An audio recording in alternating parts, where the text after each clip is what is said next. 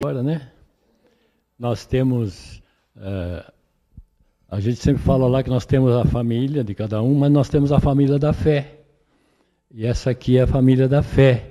E ela é, às vezes, muito mais importante do que a família que nós temos em casa, que às vezes não nos entende, que não nos acompanha, né?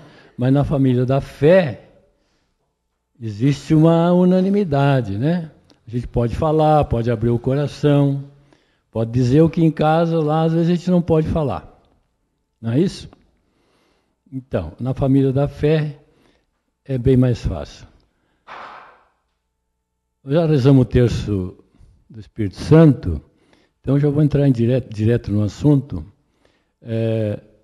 Lembrando que anos atrás Nossa Senhora pediu que nós beijássemos a mão do Padre. E alguns fazem isso, mas eu noto que não são muitos que fazem isso. Eu adotei isso e faço isso com os nossos 3 padres que nós temos hoje, 3 sacerdotes que nos acompanham em rodízio, conforme a agenda de cada um, o Padre Eleutério, o Padre Rafael e o Padre Leão.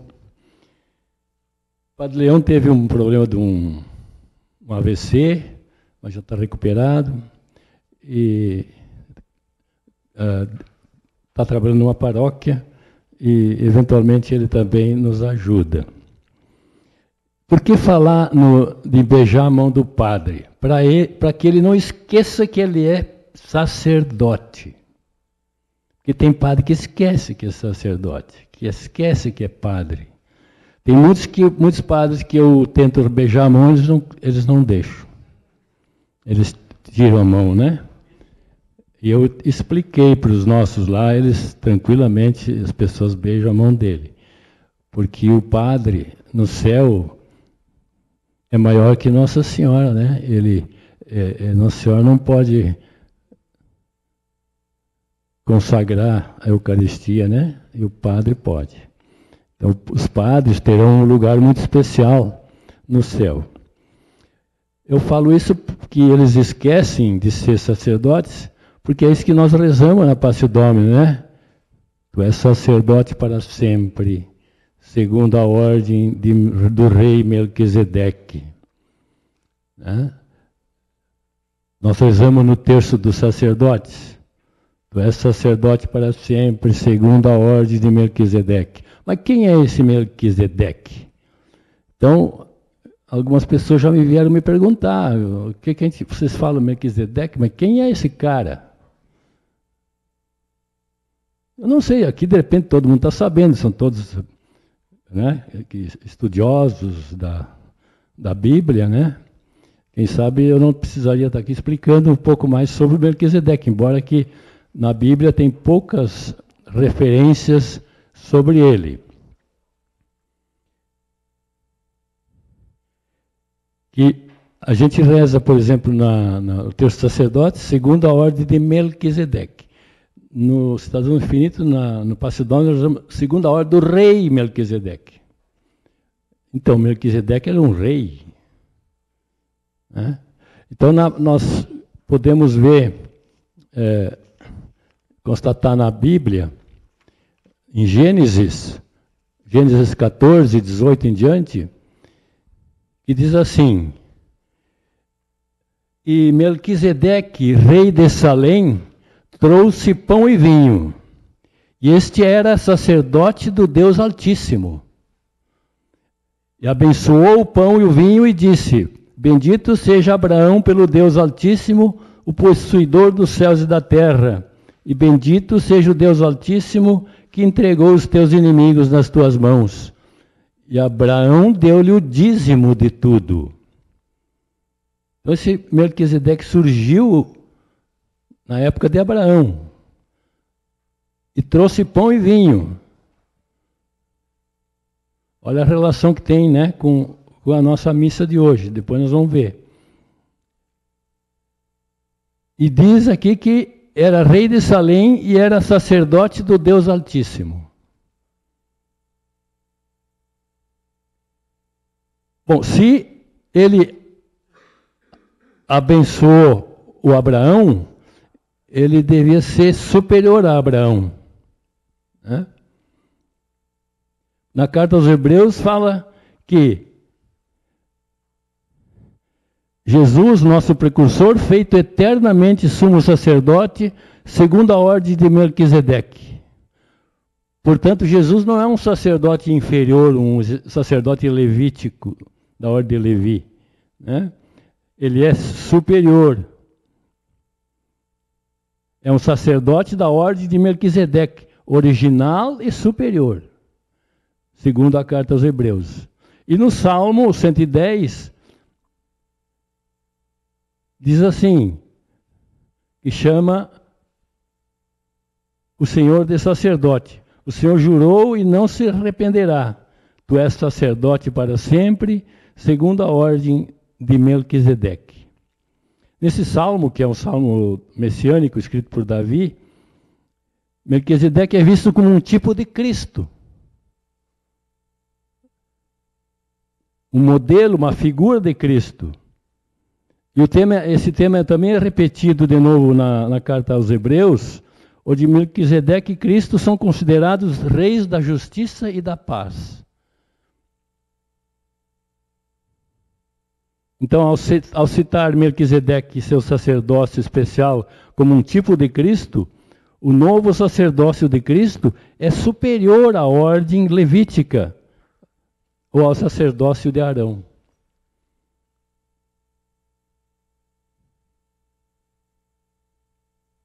E a gente aqui, estudando, descobriu que ele era rei de Salém. O que era Salém? Salém era o antigo nome de Jerusalém. Então, ele era rei de Salém, hoje Jerusalém, né? E se eram reis da, como é que diz aqui? Reis da paz e da justiça, né? Então, alguns acreditam que Melquisedeque era uma aparição de Cristo pré-encarnado, né? Isso fica aquela dúvida, né? Mas na verdade não foi isso. É pouco provável. Mas Melquisedeque é semelhante a Cristo, porque os dois são sacerdotes e reis. Por isso Melquisedeque pode ser chamado de um tipo de Cristo, mas os dois não são as mesmas pessoas. Dá para entender? Na verdade, então, na época que Melquisedeque falou com Abraão, e ele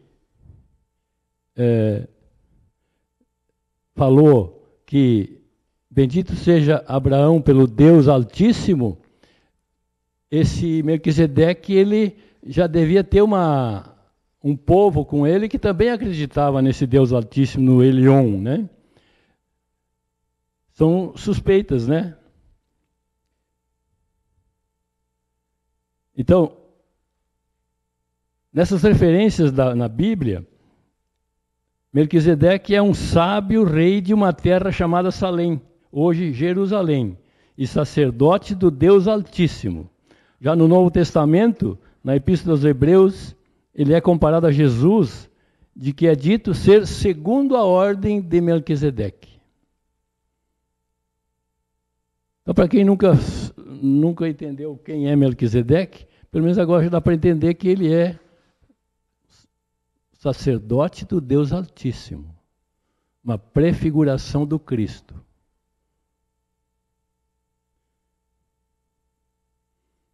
Porque ele, na verdade, o Melquisedeque não tinha genealogia, ele não tinha pai nem mãe, não tinha começo nem fim. Então, fica esse mistério, né? Que na Bíblia não explica isso, né? Porque o aparecimento e o desaparecimento repentino de Melquisedeque no livro de Gênesis é misterioso.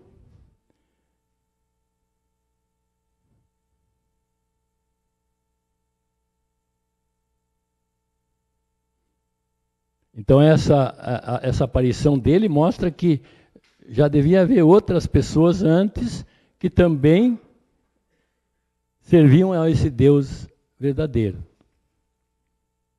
Então, para resumir rapidamente, depois eu tenho mais uns tópicos para refletir. Quem foi esse misterioso Melquisedeque? Rei de Salém, de Jerusalém, sacerdote de Deus Altíssimo, ao qual ninguém menos que Abraão deu o dízimo de todos os despojos de guerra, ao qual Davi fez referência em um de seus salmos.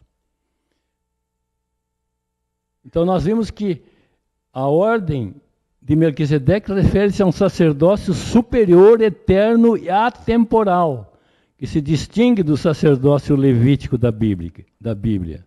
Esse sacerdócio é representado por Melquisedeque, então, rei de Salém, sacerdote de Deus Altíssimo, que encontrou Abraão e o abençoou.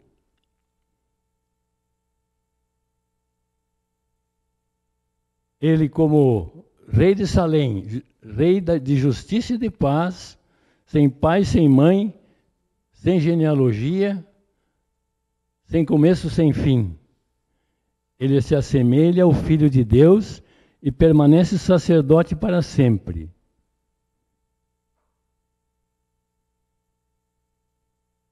Assim como nós vimos no Salmo, né, 110, que quando o Messias vier, diz no Salmo 110, quando o Messias vier, ele terá um sacerdócio derivado do sacerdócio de Melquisedeque.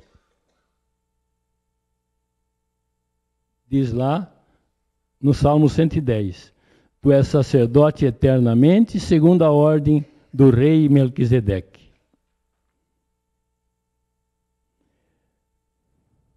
Então, ele foi uma figura histórica, misteriosa, mas dá para se, até que foi comentado no Novo Testamento, na carta aos Hebreus e mais uma outra carta lá, que eu não lembro agora, onde ele é chamado de sacerdote do Deus Altíssimo e que é uma prefiguração do Cristo. Esse é um pequeno relato sobre o Melquisedeque, que a gente não consegue explicar muito, né? Porque repete bastante, mas dá uma ideia para a gente, pelo menos, de quem nós estamos falando. Ele, assim como ele abençoou o pão e o vinho, o Abraão, assim Jesus, né, abençoou o pão e vinho, e hoje, na missa, é o pão e vinho que está presente, que é a nossa Eucaristia. Então tem um mistério aí, que a gente talvez só vá ficar sabendo direitinho depois, né? Lá onde o diácono falou que no céu as coisas serão todas novas, né? Diferentes, né? E eu me lembro que há 10 anos atrás, quando faleceu o Reinildo, que vocês conheceram aqui alguns, o pai da Ana, Deus permitiu que ele desse uma palavra, né? E ele disse duas coisas. Ele disse assim: aqui no céu é diferente. Não dava para dizer mais, né? É diferente. E ele disse uma outra coisa que hoje é muito atual. Ele disse assim: só agora eu entendi o que é o salvar almas. Só aqui eu entendi. Porque ele era um pouco crítico, né? De algumas coisas. Como a maioria tem, né? Uns mais fortes, outros mais fracos. Uns se afastam, outros chegam. Porque questionam, né? E ele disse: agora eu entendi o salvar almas. Lá no céu. Né? Então, para nós que temos um pouco de dúvida, etc. e tal, né? O nosso filho João Batista, ele tinha algumas questões também, que ele estudava muito, e eu peguei e dei para ele o volume 1, que eu montei nos últimos anos, sobre todas as mensagens Salvai Almas, Do volume 1 até no volume 7 nós já estamos. Estamos no volume 8 agora. Onde foi compiladas todas as mensagens, ou quase todas, e outros artigos também, sobre o Salvai Almas desde a criação, né? 28 anos, né? Que vocês falaram aqui. E quando ele começou a ler esse volume 1, com 300 e poucas páginas, quando ele chegou lá na metade do livro, ele disse, bom, agora eu estou entendendo. Aí acabaram aquelas minhocas. Começou a entender. Desde o início, como foi, as mensagens, né? Os livros, o livro 1, né? Então, a desinformação, né? Alguém falou aqui, né? Foi falar com o padre. Por que o senhor não vai lá olhar, né? Vinde e vede, né? Onde moras?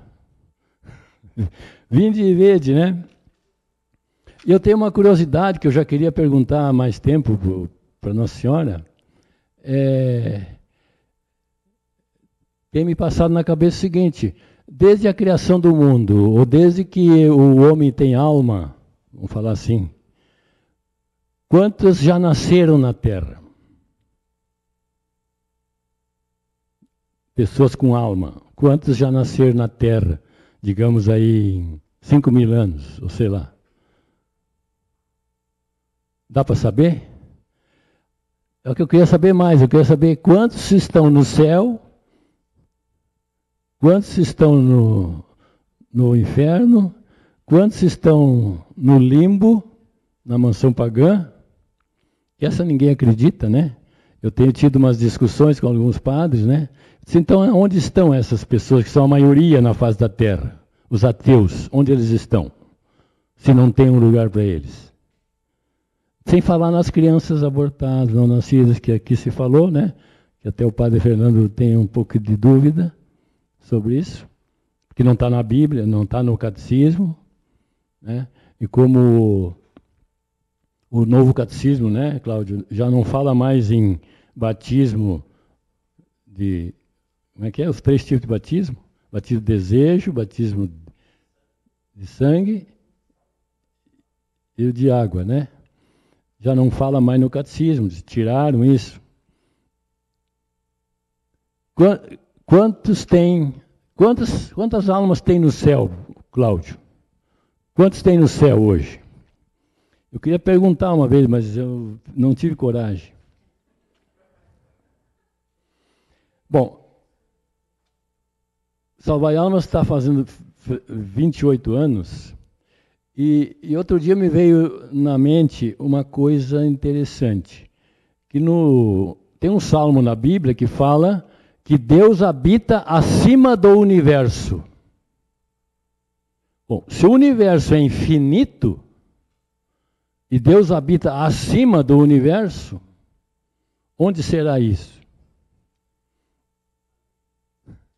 Além do infinito.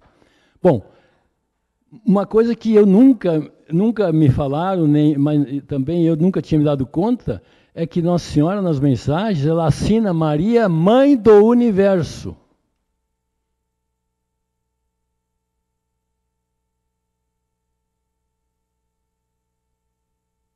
Digamos que lá numa galáxia lá tem um outro planeta que possivelmente possa ter uma civilização. Então ela é mãe daqui da Terra e é mãe também daquele planeta.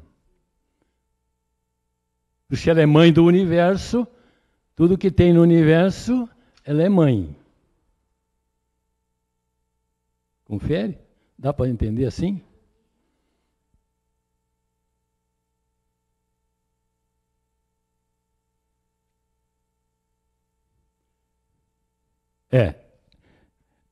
Eu tenho tido assim sonhos e imaginações de como será, se eu tiver a graça de chegar lá em cima, que anos atrás tinha um amigo nosso que dizia que ele, quando fosse para o céu, ele ia apostar corrida com o anjo da guarda dele.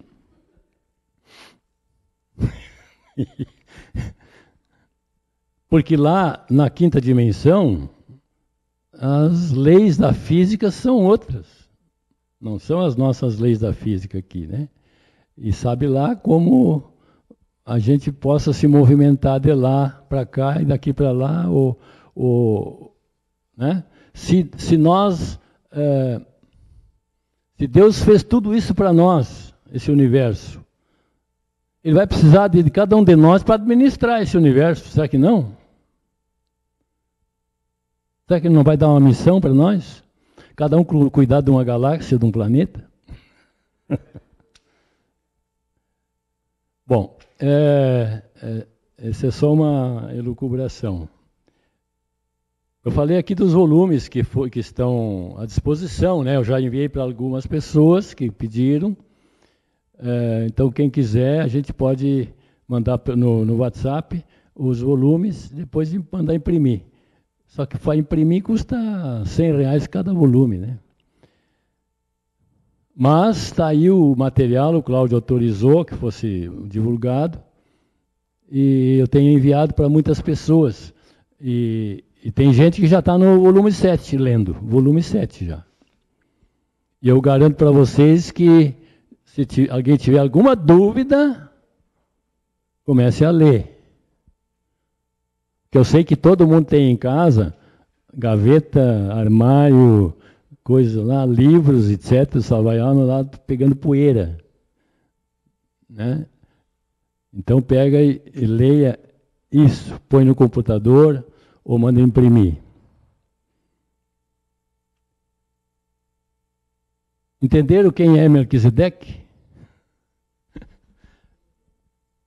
É o sacerdote do Deus Altíssimo, a prefiguração do Cristo, e que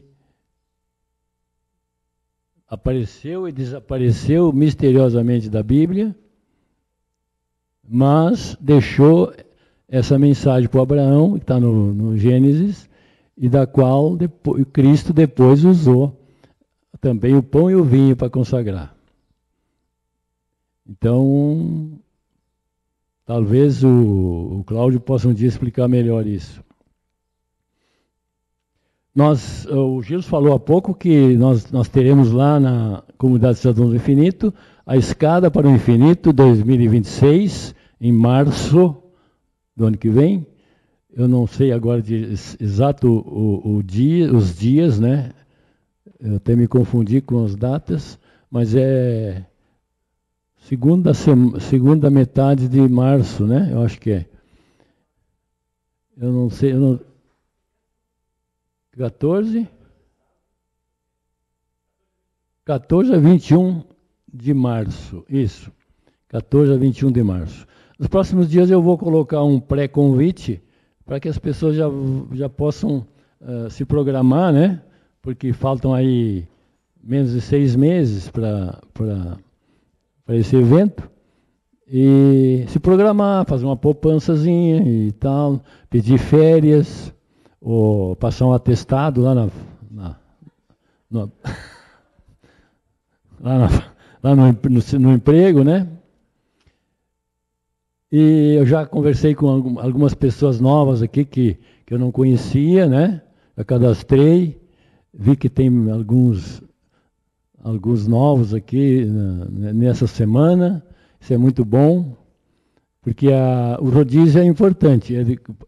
Não pode só sair gente, tem que entrar também, né? Nós temos lá o mesmo fenômeno. Pessoas